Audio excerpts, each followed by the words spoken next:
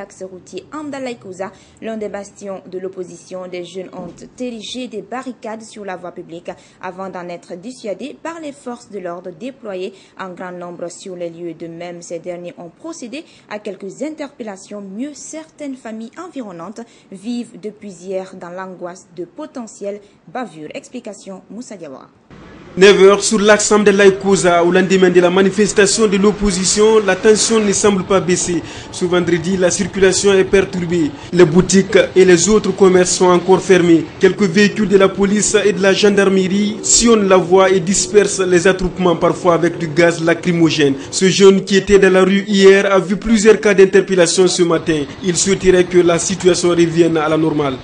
Je crois bien le gouvernement a appelé les gens vraiment de faire ces marches-là, hier-là. Mais j'ai vu les gens courir aujourd'hui et les gendarmes les suivent dans les quartiers. Les gens sont à côté, ils montent un peu partout. Les gendarmes sont là à suivre les jeunes sans aucun préjudice. Les populations proches de la voie sont tirées chez elles à cause de l'incertitude qui règne et la peur s'installe dans les familles. Nous sommes tous menacés, soit par les jeunes ou bien les gens de la sécurité. Particulièrement la sécurité, c'est notre vœu le plus ardent, que ça cesse. Pour qu'on soit en paix. À Kouza, la même ambiance de terreur. Les premiers transports en commun qui font le départ du Carrefour reviennent quelques minutes plus tard dans le sens contraire. Les manifestations sporadiques ne rassurent pas les conducteurs et les passagers. Pendant ce temps, sur l'autoroute Fidel Castro, le trafic routier est dense. Cette voie réputée calme ne rompt pas avec la tradition. Mais traditionnellement, c'est comme ça, on constate, c'est quand il y a des troubles. Et les troubles s'accentuent beaucoup d'autre côté. Ça s'accentue beaucoup de l'autre côté de la route de Prince et l'autoroute, souvent, c'est praticable. Et nous, le quotidien continue. Au Conseil national des organisations de la société civile, la journée du 10 mai donne des grincements des dents. Les autorités de l'institution tirent un bilan plus ou moins négatif de la manifestation. Encore une fois, ce sont les Guinéens, les citoyens guinéens qui payent le tribut. Nous avons enregistré au niveau des forces de l'ordre des cas de blessures graves et notamment également au niveau des citoyens des cas de blessures et des destructions massives des biens. Pour Aziz Diop, les preuves sont nombreuses. Rien ne s'obtiendra sans le consensus. La restructuration de la CENI réclamée par l'opposition est un faux débat. Il demande l'organisation rapide des législatives pour sortir les populations de la crise qu'elles subissent impuissantes. Et c'est ce que nous demandons aujourd'hui aux hommes politiques guinéens, parce qu'on observe qu'ils sont tous de mauvaise foi et la mauvaise foi ne peut pas régler les problèmes d'État. Il faut que l'objectivité concerne les questions de façon objective pour que nous puissions aller aux élections. Le secrétaire exécutif du Conseil national des organisations de la société civile appelle les opposants et le pouvoir au dialogue et exhorte les populations à s'abstenir de répondre aux appels de manifester d'une quelconque opposition. Des blessés, il y en a eu dans les rangs des forces de sécurité. Ce vendredi, la police a ainsi présenté à la presse quelques-uns de ces blessés. En outre, des jeunes que la police qualifie de loupards arrêtés sur le tronçon Bambeto-Kouza ont été également exhibés. Benou Marsila. Au nombre de 19, ces jeunes sont arrêtés par les agents des CMIS numéro 2 de Bambeto et numéro 3 d'Anko 5 pour des actes de vandalisme et obstruction de la circulation sur la voie publique. Ces individus se seraient aussi attaqués aux citoyens pour les retirer leurs biens tout en érigeant des barricades selon la police. Bien qu'aujourd'hui soit déclaré par l'opposition ville morte et interdiction des manifestations par le gouvernement, certaines personnes ont cru bon de poursuivre la manifestation. Nous nous sommes rendus compte que non seulement les gens mettaient les barricades, mais ils s'attaquaient aux véhicules qui étaient de passage. Notre étonnement, c'est que hier, il y a eu une marche autorisée par l'autorité. Donc le mouvement de ces individus n'est pas lié à une affaire politique. Je les considère comme noubards qui se sont permis de s'attaquer aux paisibles citoyens. Il y a la hache, un coupe-coupe, tout ça, ça a été pris sérieux. Suite à la manifestation d'hier organisée par l'opposition radicale, certains agents des forces de sécurité ont été victimes des coups et blessures au cours de la manifestation. D'autres se sont vus leurs engins retirés de force par des manifestants déchaînés, comme ce commandant qui a reçu sur sa tête plusieurs coups. C'est le risque de métier. Cette blessure que j'ai reçue, c'est en sauvant mon élément. Et donc on l'a cogné, il est tombé, je vois que même il a reçu une balle. Donc je suis parti pour le récupérer. Alors c'est là-bas que j'ai reçu les cailloux sur ma tête. J'ai enregistré des dégâts matériels très importants parce que tout ce qu'on avait dans nos poches, les téléphones, de l'argent, tout est parti. Aussi, nous étions sur une moto TVS Victor qui a été mise en épave. Elle a été irrécupérable. Malgré le fait que les activités reprennent peu à peu à Conakry, les jeunes de certains quartiers chauds continuent de manifester. La police et la gendarmerie ont déployé un important dispositif de sécurité tout au long de l'axe Amdalaï-Sonfonia en passant par les quartiers Bambeto, Koza, Anko 5.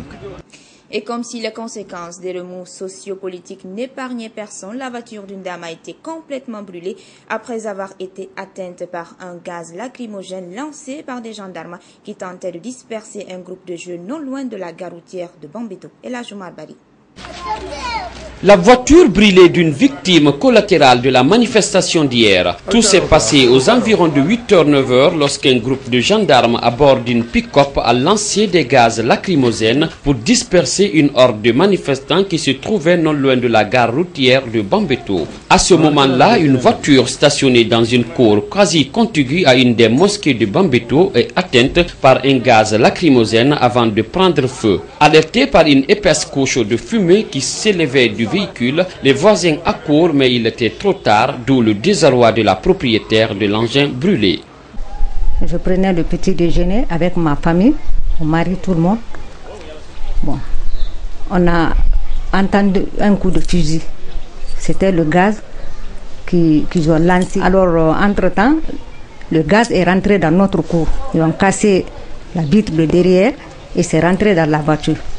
Alors, après, on a vu la fumée. Le temps maintenant de descendre pour ouvrir les portes et faire le constat, directement ça a pris feu. Victime des mauvais coups du sort, Mandioula Kouyaté demande l'aide du gouvernement tout en se justifiant désemparé. Ce que je peux dire aux autorités, vraiment, c'est de nous venir au secours. Et c'est une famille pauvre. C'est la seule voiture que nous avons dans la cour pour transporter les élèves à l'école et toutes nos courses. Bon, c'est à l'aide de cette voiture-là. Alors vraiment, si les autorités pouvaient venir à notre secours, ça allait beaucoup nous arranger, parce qu'on n'a pas d'autres moyens. Une situation fort regrettable dont se serait bien passée la victime. Présent au moment des faits, ce jeune homme presque contrit témoigne. Il y avait un mouvement le matin, moi j'étais assis à côté de la voiture ici quand il faisait du thé. D'un seul coup, j'ai vu un bruit, les gendarmes pick-up étaient venus chercher les enfants, quoi. Le premier gars était passé, jeté sur le mur. Le deuxième est tombé, cassé la voiture, le vitre derrière là, tombé là-dedans. J'ai cherché, mais les portes étaient condamnées, quoi. J'ai cherché à ouvrir, je n'ai pas pu. Paf, ça a pris feu, quoi. On a crié, les gens étaient venus au secours. C'est un véhicule de marque Renault Clio série D qui a pris feu aux grandes dames de sa propriétaire qui n'avait apparemment pourtant rien à voir avec les remous sociopolitiques d'hier jeudi. La manifestation d'hier a fait des blessés du côté des forces de sécurité, au total 17 selon des sources concordantes. Alité au centre médico-chirurgical des armées, ces victimes ont reçu une importante somme d'argent et des packs d'eau minérale. C'est un geste du président de la République, professeur Alpha Condé, pour les réconforter, et c'est le gouverneur de la ville de Conakry, Sékou Resco Kamara, qui a remis ses vivres à ces victimes de la marche du jeudi 10 mai. C'était en présence du ministre délégué à la Défense nationale et des hauts gradés de l'armée guinéenne, dont je vous propose quelques extraits. Suivez. Le professeur Alpha Condé me charge de venir voir nos malades, les 17 gendarmes et policiers qui étaient blessés hier, qui étaient en acte de leur fonction. Il ne faut pas rester comme ça, vraiment sans penser et sans m'envoyer venir voir l'état de santé de nos malades. Il y a une enveloppe symbolique et avec beaucoup d'eau pour remettre au chef d'état-major général des armées. Vraiment, nous félicitons nos forces de sécurité, la gendarmerie et la police, ce qu'ils ont eu à faire hier, parce que c'était une action patriotique. Ils étaient blessés, ils étaient en action de leur fonction. Vraiment, nous sommes très contents.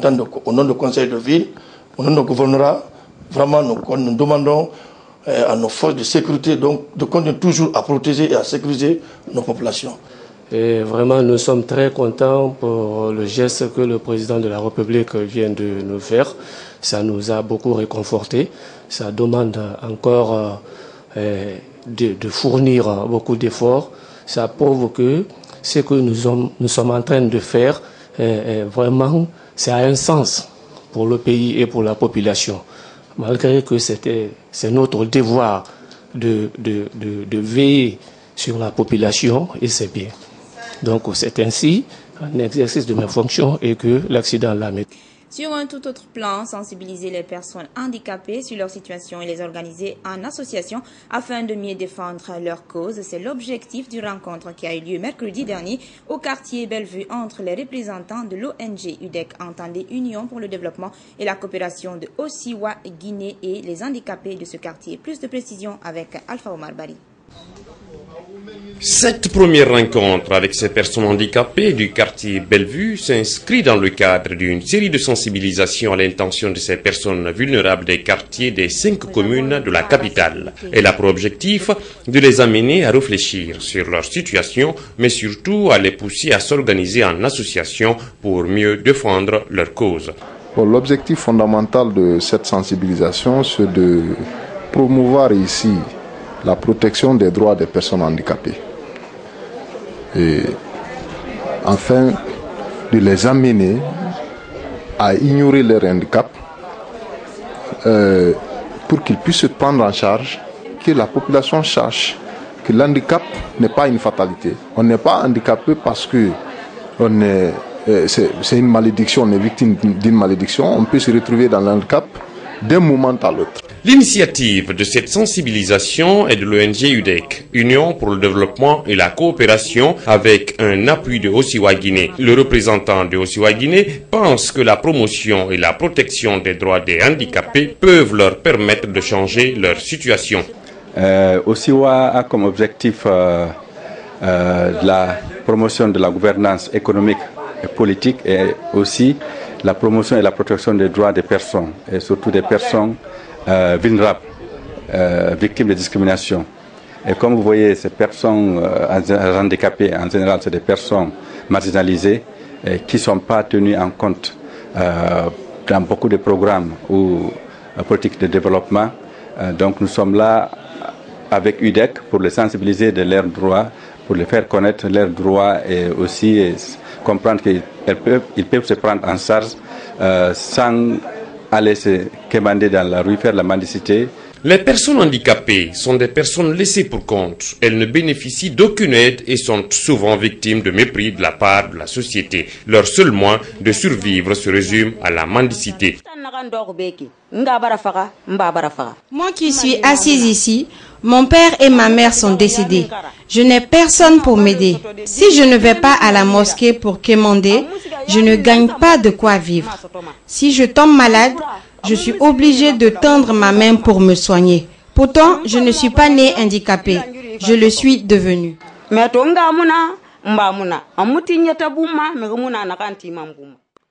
Des propos qui en disent long sur la situation de ces personnes handicapées. Et pour inverser la tendance, l'UDEC et Osiwa Guinée sollicitent l'intervention des organismes internationaux, des autorités et des personnes de bonne volonté. Fin ce vendredi de la formation des cadres du ministère délégué des Guinéens de l'étranger au CEDUST, initiée par la chef du dit département. Cette formation vise à améliorer le niveau des cadres du ministère délégué des Guinéens de l'étranger. Aminata Djountou Diallo. Objectif, outiller les cadres du ministère délégué des Guinéens de l'étranger en technique de gestion administrative, c'est-à-dire renforcer les capacités sur la rédaction administrative, les fonctions de gestion, la connaissance des lois régissant le principe d'organisation des structures publiques. Les organisateurs se disent satisfaits de la qualité de formation. Aujourd'hui, nous avons affaire à des cadres qui sont capables, s'il faut dire, de faire face aux prestations, s'il faut dire, du service. Quant à la rédaction administrative, comment rédiger un rapport, comment faire un procès verbal, comment faire un compte rendu, etc.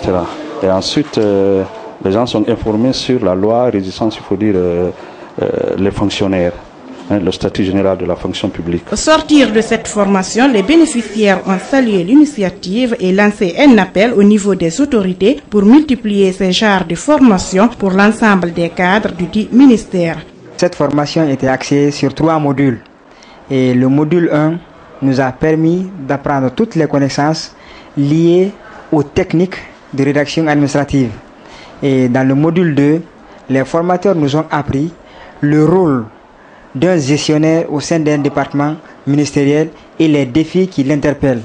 Dans le 3e module, on a été initié à l'ensemble des lois et textes qui régissent la carrière du fonctionnaire dans l'administration guinéenne. À la sortie de cet atelier, franchement parlant, ça nous a apporté pas mal d'idées. Et au jour d'aujourd'hui, au niveau de l'administration, je sais maintenant comment expliquer, comment le cadre organique de notre ministère est établi, parce que sans vous le mentir, c'est des choses auxquelles on n'était pas informé, on ne savait pas comment s'y prendre quand il s'agissait du dossier. À noter que la fin de cette formation a été sanctionnée par des satisfecits et documents remis aux cadres qui ont bénéficié de cette formation pour le bon fonctionnement de l'administration guinéenne. Explication et vulgarisation de la politique nationale de lutte contre le dopage dans le sport en Guinée, c'est le thème d'un atelier de formation organisé par le Comité national de lutte contre le dopage. 63 stagiaires prennent part à cet atelier qui s'étend sur 2 jours. À l'issue de cette formation, ils devront être mieux édifiés sur les méfaits du dopage dans le sport. Djamila Touba. Un esprit sain dans un corps sain, ceci est le symbole du sport. Mais le Comité national de lutte contre le dopage, CNLD, constate que ce credo est loin d'être une réalité sur le terrain. C'est ce qui a poussé le CNLD à organiser un atelier de formation sur la lutte contre la consommation de stupéfiants par les sportifs. Créé le 23 février 2003, le CNLD est un moyen d'information et de sensibilisation des sportifs sur les dangers du dopage dans le milieu sportif. Approuvé par l'UNESCO et le gouvernement, le CNLD a certes obtenu des résultats sur le terrain après quelques années d'activité, mais ses ambitions restent grandes. Des perspectives pour des années à venir, parmi lesquelles effectuer des contrôles réguliers antidopage, encourager les contrôles réciproques entre organisations nationales et internationales antidopage, promouvoir la recherche antidopage. Hormis ses effets nocifs à la santé du sportif, le dopage constitue un moyen de tricher dans les différentes rencontres sportives. C'est pour mettre fin à cette pratique qu'il est impératif de multiplier les moyens de lutte contre le dopage. La lutte contre le dopage doit être intensifiée. Une campagne de sensibilisation contre les méfaits de dopage doit être de même à tous les niveaux. Présent à l'ouverture de cet atelier, le ministre de la Jeunesse et l'Emploi jeune, tout en saluant l'initiative, a invité les participants à s'impliquer dans la lutte contre le dopage avant d'indiquer que le plan élaboré par le Comité national de lutte contre le dopage était adopté par le gouvernement. Le professeur Alpha Condé, qui a dédié son mandat en cours à la vaillante jeunesse de Guinée, vient d'adopter un plan stratégique décennal de développement de la jeunesse et des sports, dans lequel les préoccupations majeures de la jeunesse guinéenne, dont le problème de dopage, sont pris en compte. Après ces 2 jours de formation, les participants venus des 4 coins de la Guinée seront informés sur les dangers de la consommation des stupéfiants dans le sport, à leur tour de jouer pleinement le rôle attendu d'eux dans le combat pour l'éradication du phénomène du dopage pour une pratique saine du sport en Guinée. Et bien voilà, mesdames et messieurs, c'est la fin de cette édition d'information. Merci de nous faire confiance. Passez d'excellents moments à notre compagnie et bonsoir chez vous.